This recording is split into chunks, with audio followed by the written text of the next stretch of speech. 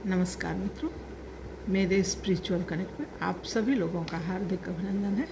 आज मैं आप लोगों को दुर्गा सप्तशती में तीसरे अध्याय के बारे में बताने वाली हूँ मित्रों, तो उसको ध्यान से सुनिए। चलिए शुरू करते हैं। तीसरा अध्याय। जगदम्बा के श्री अंगों की कांति उदयकाल के सहस्त्रों सूर्य के समान है। वे लाल रंग की रेशमी साड़ी पहने हुए हैं। उनके गले में मुंडमाला शोभा पा रही है। दोनों रक्त चंदन का लेप लगा है। वे अपने कर कमलों में जप मालिका, विद्या और अभय तथा वर नामक मुद्राएं धारण किए हुए हैं। 3 नेत्रों से सुशोभित मुखारविंद की बड़ी शोभा हो रही है। उनके मस्तक पर चंद्रमा के साथ ही रत्न में मुकुट बना है तथा वे कमल के आसन पर विराजमान है। ऐसी देवी को मैं भक्तिपूर्वक प्रणाम करता हूँ। हम सभी माँ के शरण में जा कर के शरणागति के साथ, समर्पण भाव के साथ प्रणाम करें और आगे की कथा सुनें। ऋषि कहते हैं, दैत्यों की सेना को इस प्रकार तहस नहस होते देख महादैत्य सेनापति चिक्षुर क्रोध में भरकर अंबिका देवी से युद्ध करने के लिए आगे बढ़ा। देवी के सेनापति का नाम क्या था? चिक्षुर था मित्रों। तो ये याद कर लीजिए आप लोग। ये सब चीज़ें क्या जब समरी करेंगे शॉर्ट में तो वो काम देगी। वो देवी का जो सेनापति कौन था? चिक्षुर था। दैत्यों के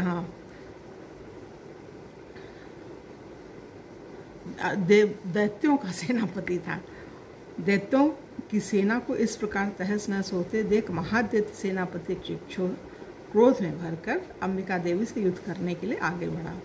वह असुर रणभूमि में देवी के ऊपर इस प्रकार बाणों की वर्षा करने लगा जैसे बादल मेरुगिरी के शिखर पर पानी की धार बरसा रहे हैं। तब देवी ने बाणों से उसके बाण समूहों को अनायास ही काटकर उसके घोड़ों और सारथी को भी मार डाला। साथ ही उसके धनुष तथा अत्यंत ऊंची ध्वजा को भी तत्काल काट गिराया। धनुष कट जाने पर उसके अंगों को अपने बाणों से बीच डाला। धनुष, रथ, घोड़े और सारथी के नष्ट हो जाने पर असुर ढाल और तलवार लेकर देवी की ओर दौड़ा। उसने तीखी धार वाली तलवार से सिंह के मस्तक पर चोट करके देवी की भी बाईं भुजा में बड़े वेग से प्रहार किया। राजन, देवी की बाँह पर पहुँचते ही वह तलवार टूट गई। फिर तो क्रोध से लाल आंखें करके वह उस राक्षस ने शूल हाथ में ले लिया और उसे उस महादैत्य ने भगवती भद्रकाली के ऊपर चलाया। वह शूल आकाश से गिरते हुए सूर्यमंडल की भांति अपने तेज से प्रज्वलित उठा। उस शूल को अपनी ओर आते देख देवी ने भी शूल का प्रहार किया। उससे राक्षस के शूल के सैकड़ों टुकड़े हो गए और साथ ही महादैत्य चिक्षुर भी धज्जियां उड़ गईं। वह प्राणों से हाथ धो बैठा। राक्षसों का जो सेनापति चिक्षुर था वो खत्म हो गया। महिषासुर के सेनापति उस महापराक्रमी चिक्षुर के मारे जाने पर देवताओं को पीड़ा देने वाला चावर हाथी पर चढ़ कर आया। जब महिषासुर का जो सेनापति चिक्षुर मर गया तो चामर आया लड़ने के लिए माँ से। उसने भी देवी के ऊपर शक्ति का प्रहार किया, किंतु जगदम्बा ने उससे अपने हुंकार से आहत एवं निष्प्रभ करके तत्काल पृथ्वी पर गिरा दिया। शक्ति टूटकर गिरी हुई देख चामर को बड़ा क्रोध हुआ। अब उसने शूल चढ़ाया, किंतु देवी ने उसे भी अपने बाणों द्वारा काट डाला। इतने में ही देवी का सिंह उछलकर हाथी के मस्तक पर चढ़ बैठा और उस दैत्य के साथ खूब जोर लगाकर बाहुयुद्ध करने लगा। वे दोनों लड़ते लड़ते हाथी से पृथ्वी पर आ गए और अत्यंत क्रोध में भरकर एक दूसरे पर बड़े भयंकर प्रहार करते हुए लड़ने लगे। तदंतर सिंह बड़े वेग से आकाश की ओर उछला और उधर से गिरते समय उसने पंजों की मार से चामर का सिर धड़ से अलग कर दिया। इसी प्रकार उदग्र भी शिला और वृक्ष आदि की मार खाकर रणभूमि में देवी के हाथ से मारा गया तथा कराल भी दांतों, मुक्कों और थप्पड़ों की चोट से धराशायी हो गया। क्रोध में भरी हुई देवी ने गदा की चोट से उद्धत का कचूमर निकाल डाला। भिंदीपाल से वाशकल को तथा बाणों से ताम्र अंधक को मौत के घाट उतार दिया। 3 नेत्रों वाली परमेश्वरी ने त्रिशूल से उग्रास, उग्रवीर तथा महान नामक दैत्यों को मार डाला। तलवार की चोट से विडाल के मस्तक को धड़ से काट गिराया। दुर्धर और दुर्मुख इन दोनों को भी अपने बाणों से यमलोक भेज दिया। इस प्रकार अपनी सेना का संहार होता देख महिषासुर ने भैंसे का रूप धारण करके देवी के गढ़ों को त्रास देना आरंभ किया। किन्हीं को धूधुन से मारकर, किन्हीं के ऊपर खुरों का प्रहार करके, किन्हीं को पूंछ से चोट पहुंचाकर, कुछ को सींगों से विदीर्ण करके, कुछ गणों को वेग से, किन्हीं को सिंहनाद से, कुछ को चक्कर देकर और कितनों को निश्वास वायु के झोंके से धराशायी कर दिया। इस प्रकार गणों की सेना को गिराकर वह असुर महादेवी के सिंह को मारने के लिए झपटा। इससे जगदम्बा को बड़ा क्रोध हुआ।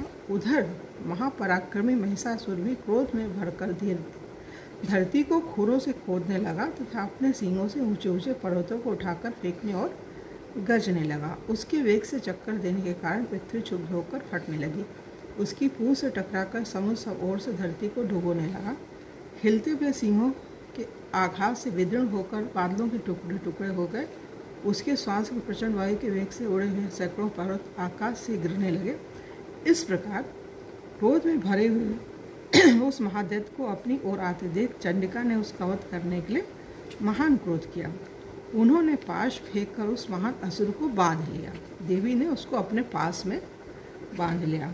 उस महासंग्राम में बंध जाने पर उसने भैंसे का रूप त्याग दिया और तत्काल सिंह के रूप में वह प्रकट हो गया। भैंसे का रूप धारण किया। भैंसा तो था ही वो महिषासुर, तो उस जगह उसने शेर का रूप बना लिया। उस अवस्था में जगदम्ब जो उसका मस्तक काटने के लिए उद्यत हुई, त्यों ही वह खड्गधारी पुरुष के रूप में दिखाई देने लगा। मतलब कभी शेर बन रहा है, कभी आदमी बन रहा है, कुछ न कुछ वो बन करके भ्रमित कर रहा है। तब देवी ने तुरंत ही बाणों की वर्षा करके ढाल और तलवार के साथ उस पुरुष को भी बींध डाला। इतने में ही वह महान गजराज के रूप में हाथी बन गया तथा अपनी सूंड से देवी के विशाल सिंह को खींचने और गरजने लगा।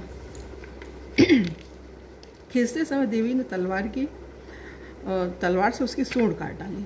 तब उस महादैत्य ने पुनः भैंसे का शरीर धारण कर लिया और महले की ही भांति चराचर प्राणियों सहित तीनों लोगों को व्याकुल करने लगा। तब क्रोध में भरी हुई जगदम्ब माता चंडिका बारंबार उत्तम मधु का पान करने लगी और लाल आंखें करके हंसने लगी। मतलब मधु देवी माँ को बहुत प्रिय है। दुर्गा के नवरात्र के समय एक दिन मधु का भी भोग लगाना चाहिए। वैसे पंचामृत में भी डाल सकते हैं आप लोग, और अलग से भी कटोरी में मधु का भोग लगाना चाहिए, शहद जो होता है, हनी। उधर वह बल और पराक्रम के मद से उन्मत्त हुआ राक्षस गर्जने लगा और अपने सींगों से चंडी के ऊपर पर्वतों को फेंकने लगा। उस समय देवी अपने बाणों के समूहों से उसके फेंके हुए पर्वतों को चूर करती हुई बोली। बोलते समय उनका मुख मधु के मद से लाल हो रहा था और वाणी लड़खड़ा रही थी।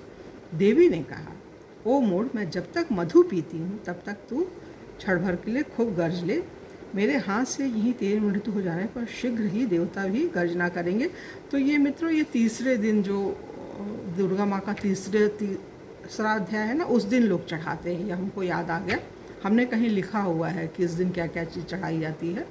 तो तीसरे दिन देवी माँ को मधु का भोग लगाना चाहिए, शहद का।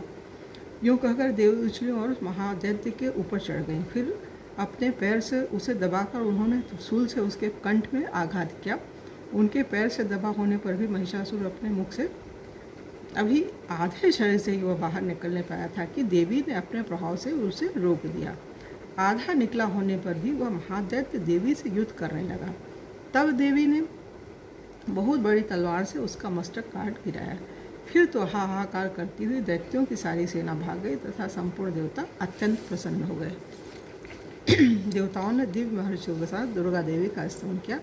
गंधर्व राज गाने लगे और अप्सराएं नृत्य करने लगी। तो ये मित्र यहाँ पे देवी माँ का ये तीसरा अध्याय दुर्गा सप्तशती में पूरा होता है। और कल चौथे अध्याय के बारे में आप लोगों से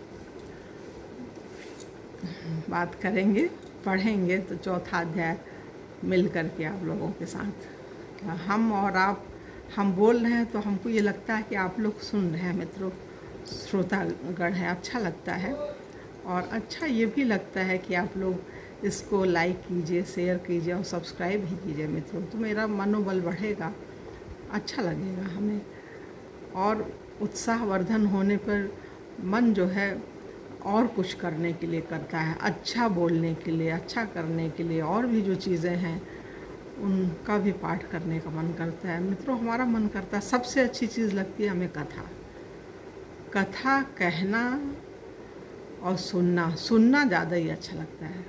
कथा सुनना बहुत, हम अपना जो वीडियो बनाते हैं यही हम सुनते हैं तो भी हमें बहुत अच्छा लगता है, खुद का भी अच्छा लगता है।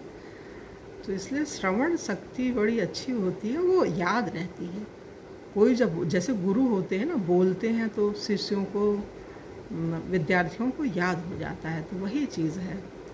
खुद बोल करके भी आप सुनिए तो अच्छा लगता है। तो ठीक है मित्रों, आज अपनी वाणी को यही विराम दे रहे हैं और कल दूसरे वीडियो में आप लोगों से पुनः मिलेंगे। तब तक के लिए जय हिंद, जय भारत, ओम शांति, ओम शांति।